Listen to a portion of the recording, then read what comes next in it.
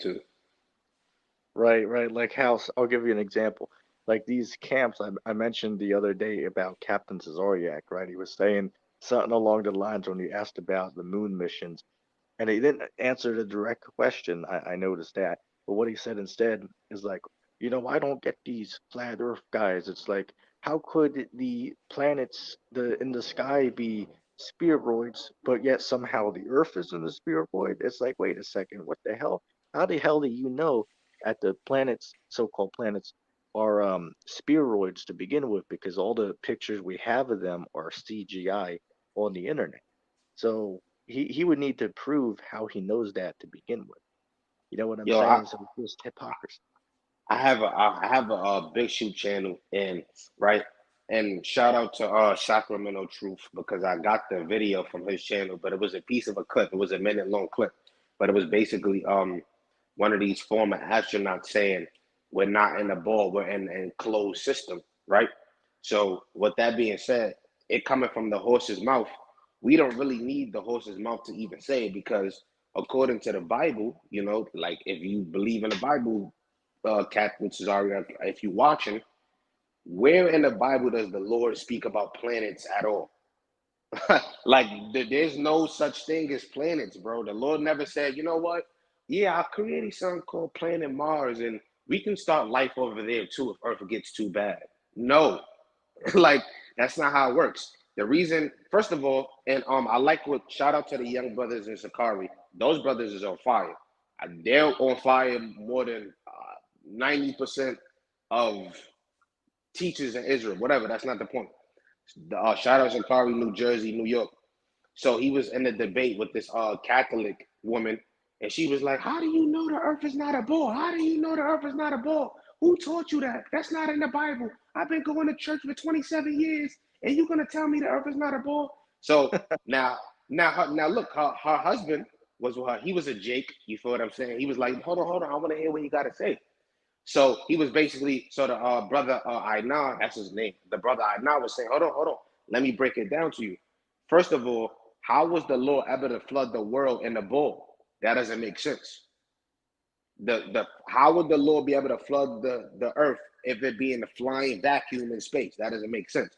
The reason why the Lord was able to flood the earth, why? Because we're in an enclosed system, and it says that it says the waters are above the heavens and below the heavens. So which means all the Lord had to do was crack the waters above the heavens right through the firmament. It's that easy. And you, what it says, you have waters above the firmament and waters below, which is the sea.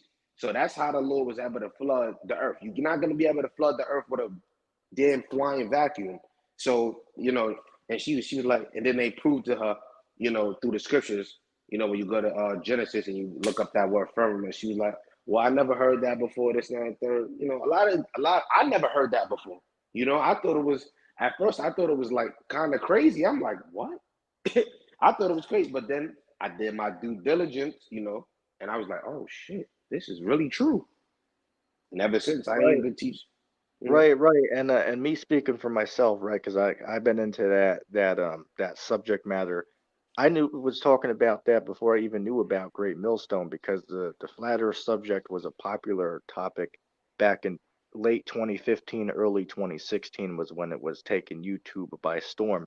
Because back then you could just look up the term flat Earth on YouTube and you'll get a fair result on there. Mhm. You'll get videos trying to debunk it, videos trying to prove it. But now it's shadow banned. You got to dig through 100 or 200 pages to find videos that try to support the idea because they don't want people finding the information. But yeah, I can speak from my own experience on this because I would sit there for hours on them, watch 8 hour, live stream debates to hear both Right. sides of the argument.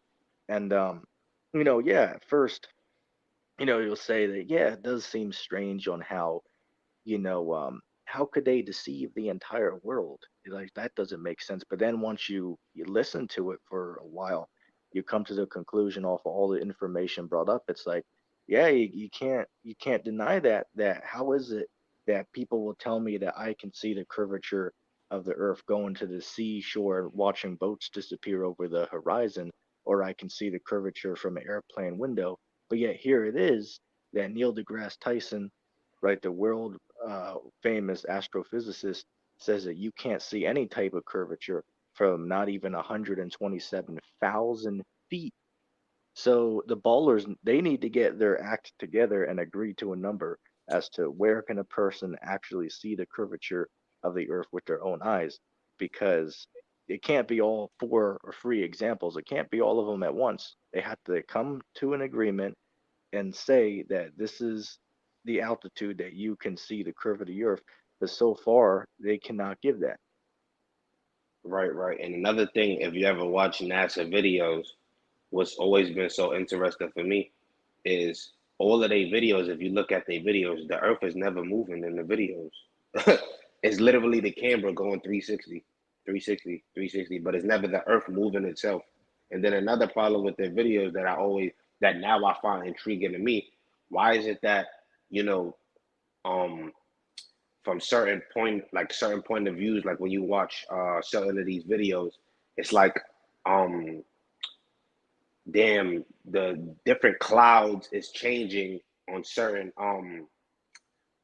locations. Like it's just weird. You know what I'm saying? And then on top of that, like it literally, like when they got the video footage playing, the whole surface is literally just flat.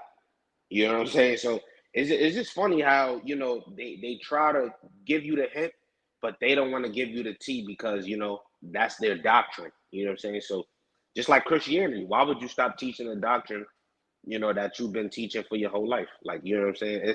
It's just a thin line between wanting to learn something new and just being stuck into what you know. Like somebody might say like the MOTB. I'll give an example. Lou, you got this dude Lou on the panel Yeah, yeah, yesterday. I seen that. I heard that when he said that he was saying that it was Roman currency, right? No, no, he was basically saying that the MOTB is something like it has something to do with he well, number one, he said it happened already, but Right. I think he said it could be coming again. I don't want to misquote him, but the main thing he said was the mark of the beast is a man. That's what he was basically trying to say. And I'm saying to him, first of all, what does that have to do with anything you're saying right now? What does that have to do with causing awe, and then not even the causing awe part? When has it been a time in history where, besides the jab, that's why I said we keeping our eyes open and we watching. When has it been a time in history where somebody caused all people, and I mean literally all, to receive something where they couldn't buy and sell? And that was my only problem I ever had with T Mog in terms of the jab prophecy. Because let's say, for example, if they completely stopped us from buying and selling, hey, I would have been like, yo, look, it's that. But the Right. only reason the only reason why it was what's the answer? Catchable, because when you go into the breakdown, I mean,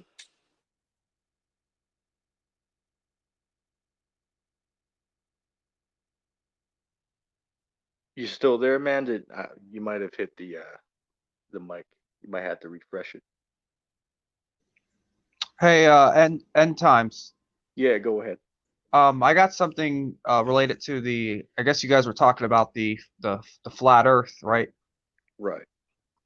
Well, the other day I was at the mall, and I want to know what your thoughts about this and stuff.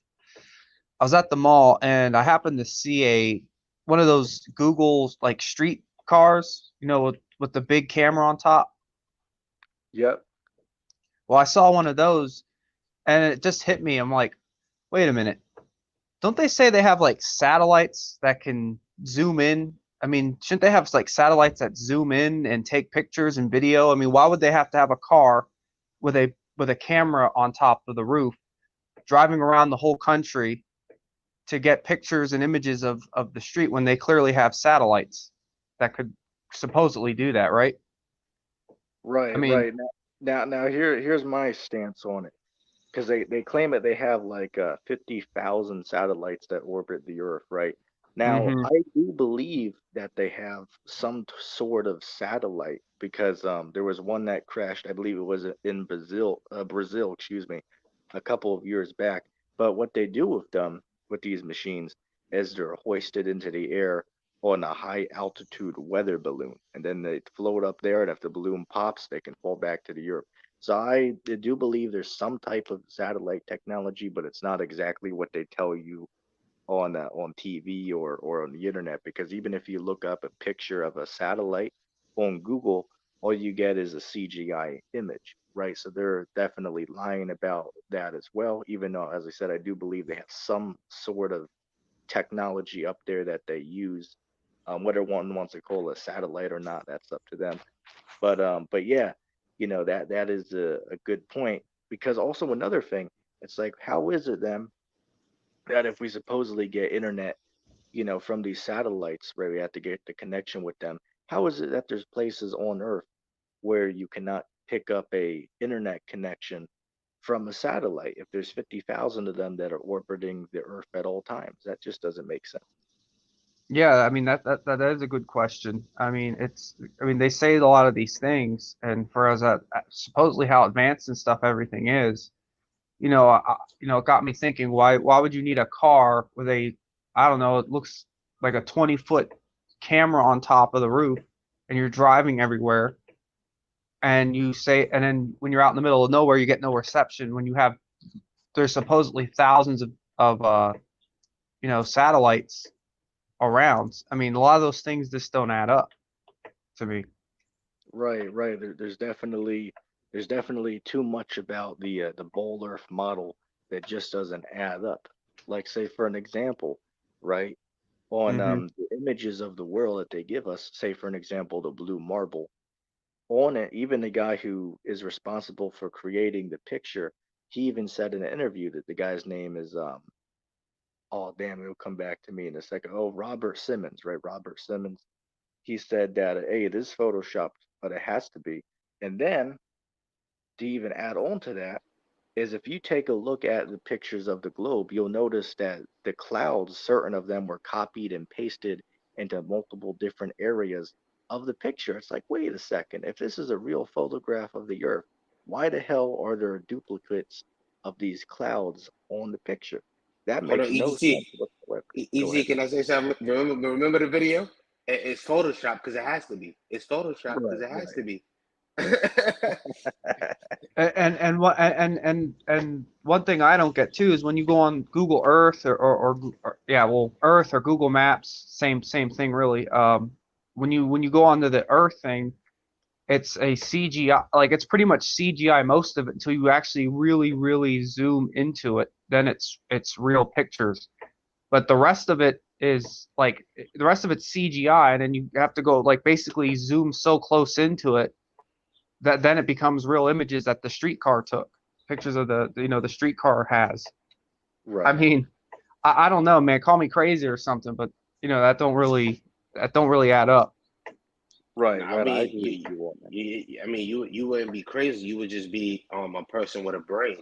You know what I'm saying? Because 9 times out of 10, people don't question things. Like, you know what I'm saying? Like when I was Nope. younger, and when I was younger, I didn't question whether the Earth was a ball or not. I was just like, it is what it is. But now the importance of it, you know what I'm saying? Like I said, we wouldn't say it is salvation. Oh, if you don't know that, you're going to be destroyed. But the key point is, if you do know that, it proves that the Bible is real, and it also proves that the Most High is real. You know what I'm saying? Through the Boil Earth deception, it's proving that basically God is not real, because um he created something that makes no sense. You know what I'm saying? A ball spinning. You know what I'm saying? So that's all they're trying to do, because the scriptures speak about the Lord, the heavens showeth his handiwork. You know what I'm saying? So Right, right. basically, And ba- this ties into because people will be in the comments and ask, well, why would they lie about that, right? If they did find out that the earth was flat and domed, why would they lie about that? Why would they not just tell people? Because let's take this into perspective. Because we humans first got the capability of flight in the early 1900s, right? Starting with the Wright brothers, who developed the first planes, right? So from there on, we got the ability to fly. So in what was that? I want to say 1950s was around the time that NASA and the governments of the world figured this out because they went down into Antarctica and were, exploring down there. They had some operations. I believe the one is called Operation High Jump. The other one is Operation Deep Freeze. Anyone can do a Google search if you want to learn about those. But they were shooting nuclear weapons, up into the sky I was just down about there. to say that. That's the spirit. I was just about to say that.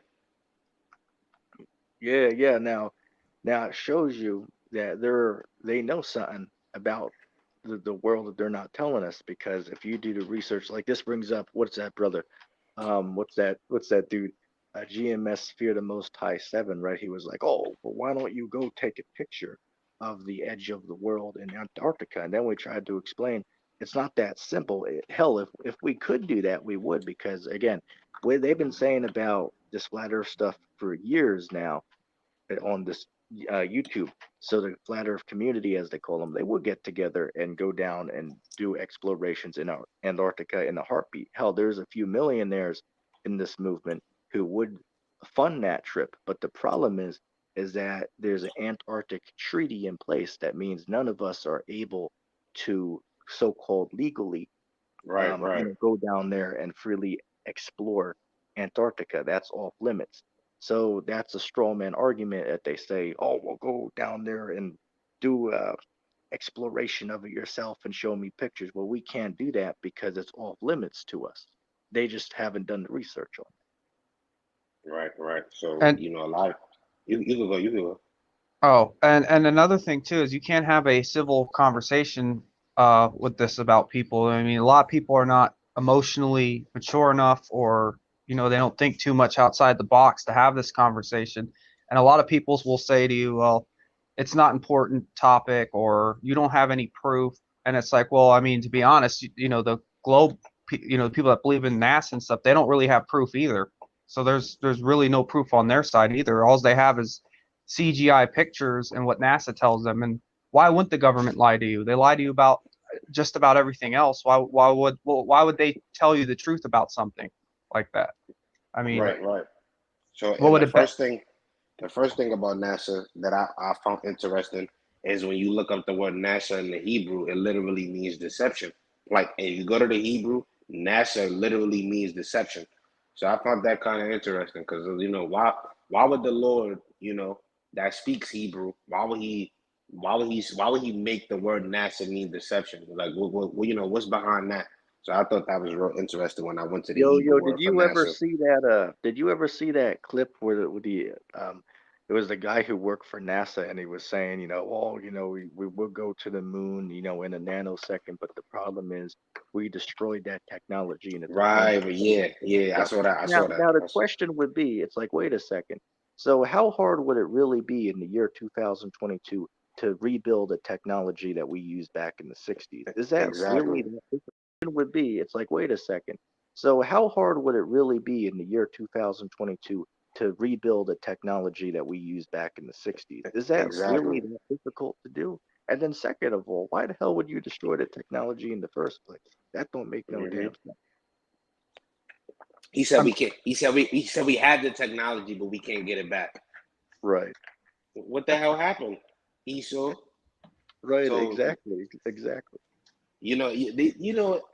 what's so ironic about these elites and these different type of people that's all together in cahoots to try to deceive people is when you start thinking out the box. A lot of times, like what's the brother that make good videos on the flat Earth? Not Eric Dubé or the other Moff dude. Sargent. His name is Edge Wiz or something like that. I forgot his name, Oh, but I might not know. I might not know that off the top of the head. yeah, no. I'll show you who I'm talking about. But he basically kind of goes like into the mathematic aspect of the whole flat Earth and blow Earth thing. And what I found interesting was he did something like mathematical. It was basically like NASA's time frame that they was actually saying that they was getting there, and when you do like the math or something like that, it was basically saying like there's no way mathematically they could be able to get there in that type of time frame. So it's like they even lying about And being then able to and being able to Bible get there. Defender, going with that, right? Let's just say that they did go for a second. It's like, wait a second, how the hell was the president able to call them from the surface of the moon and have a conversation with them? If I can't even step 10 feet out of my house and hold a internet connection, that something about that just doesn't seem that just doesn't make any sense right there. That seems absolutely ridiculous. How keep people could fall for this deception, being the moon missions back in '69, and that's a whole nother different topic right there, and that ties into the whole flat Earth stuff, of course. But the fact that people could even believe such nonsense is ridiculous. But real quick, who's this that just joined? Is that you, Rich? Yeah, man.